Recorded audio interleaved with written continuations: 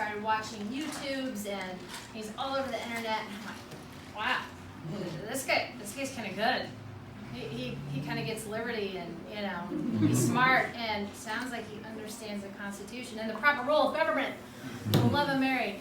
And so we've met several times now. I've hung out with him, and he's normal.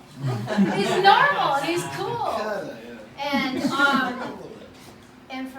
we just have to beat Claire McCaskill, and in my mind and many others, Austin Petersen is the only one that can do that. Same, for sure. Thank you, Dottie. Thank you so much for having me. Thank you, Tim Hennessy. Really appreciate you guys for bringing me out here tonight. So, who wants to fire Claire McCaskill? Anybody? Yeah. That's like, isn't that like the cheapest way to get applause? Like that's only like one step above being like Jeb Bush. Just please clap, please, right? But obviously, I want to talk a little bit about Claire McCaskill and the race to beat her this year. But before I do, I want to talk about why we're here tonight, which is to support Dottie Bailey for state rep. And it only took me 10 to 15 minutes of Googling and seeing her opponent to know that she is the right person for the job.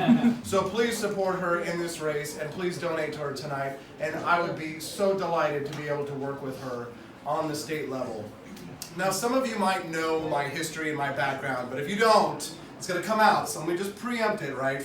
Listen, all have sinned and fallen short of the glory of Ronald Reagan. I have been a libertarian in the past, but I repent. And I'm here to join the Republican Party to help us to advance the cause of liberty. Now, Dottie contacted us a few weeks ago. She wanted to have a meeting, and I was like, why? Because usually candidates who are running, they run far away from the non-establishment pick, right? They don't want to touch the guy who is anathema to the Republican establishment, because Mitch McConnell, Karl Rove, they've decided it for us. I'm surprised we even get a vote, to be quite honest. Right? I'm surprised they even let us have primaries. But Dottie contacted us, and she wanted to talk to us. So I was like, well, okay, she must be interested in the cause, because you don't come and talk to somebody like myself unless you actually believe in something. Because if you know anything about me, it's that I am a true believer. I'm running because I love our country, I love our Constitution, and I love freedom, and I want to protect it. So when Dottie approached me, I was like, okay, this is probably somebody who isn't just trying to get access to power, because I ain't got none. This is somebody who wants to talk about how we can build a better country, and that's why I was so delighted to meet with her.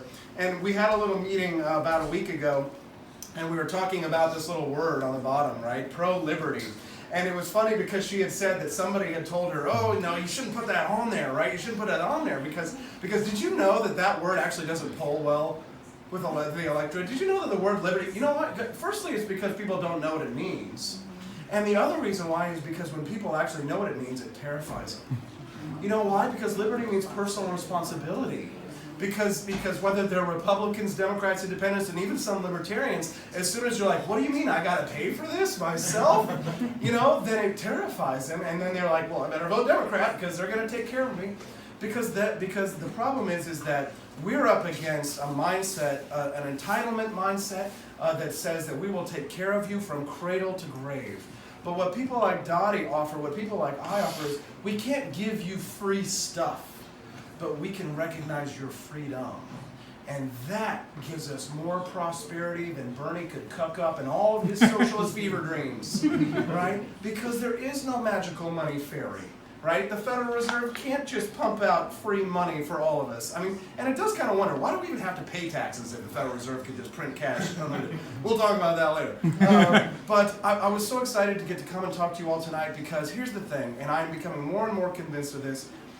I do now believe I'm the only candidate that can beat Claire, and here's why. Not only because I think that my opponent is not savvy politically because of the way he threw the governor under the bus, because all you got to do is follow the Roy Blunt playbook, say let the process carry out, there's a legal process, a legislative process, because when Bill Clinton got accused, the Democrats locked arms, feminism be damned. Right? And so what we cannot do is allow the Democrats to break ranks until we've had proper due process. There's an old libertarian saying, no beheadings without due process. Right?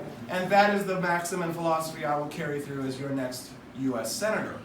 Claire is vulnerable, but she's formidable. She's got 11 million bucks right now. She's going to have 30 million bucks to take us on. But if money could buy elections, Hillary'd be the president right now. Right? So how are we going to beat her? We're going to have to work harder, folks. She is out on the campaign trail working hard every single day. And I am the hardest working Republican Senate primary candidate. I'm also the only one in the black, the only one who's debt-free. Imagine that, right? A government official who knows how to run a debt-free campaign. Wow. So here's the thing. You can have a lion in the Senate or a ladder boy. You can have someone who knows how to keep their promises, or who, when the winds of adversity come, they bend over backwards. Right? And you know, I do like to joke, but I mean, it is kind of serious. If you like your attorney general, you can keep him in Jefferson City.